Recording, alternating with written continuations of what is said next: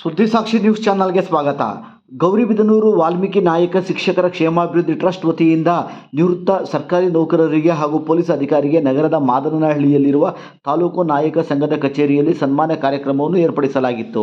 ಕಾರ್ಯಕ್ರಮದ ಅಧ್ಯಕ್ಷತೆಯನ್ನು ವಹಿಸಿದ್ದ ವಾಣಿಜ್ಯ ಇಲಾಖೆ ನಿವೃತ್ತ ಅಡಿಷನಲ್ ಕಮಿಷನರ್ ಮುದುಗೆರೆ ನಾಗರಾಜಪ್ಪ ಅವರು ಮಾತನಾಡುತ್ತಾ, ಸುದೀರ್ಘಗಳ ಕಾಲ ಒತ್ತಡಗಳ ನಡುವೆ ಸರ್ಕಾರದಲ್ಲಿ ಸೇವೆ ಸಲ್ಲಿಸಿ ನಿವೃತ್ತರಾಗುತ್ತಿರುವ ನೌಕರರು ಸಹಜವಾಗಿ ಬಳಲಿ ಹೋಗಿರುತ್ತಾರೆ.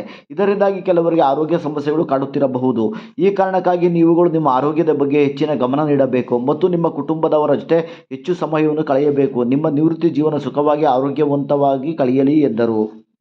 ಸನ್ಮಾನ ಕಾರ್ಯಕ್ರಮದಲ್ಲಿ ನಿವೃತ್ತ ಪೊಲೀಸ್ ಅಧಿಕಾರಿ ನರಸಿಂಹಮೂರ್ತಿ, ನಿವೃತ್ತ ಶಿಕ್ಷಕರಾದ ಶಿವಕುಮಾರ್, ಸತ್ಯನಾರಾಯಣ, ಗಂಗಾಧರಪ್ಪ, ನಾಗರತ್ನಮ್ಮ ಇವರುಗಳನ್ನು ಸಂಘದಿಂದ ಸನ್ಮಾನಿಸಿ ಗೌರವಿಸಲಾಯಿತು.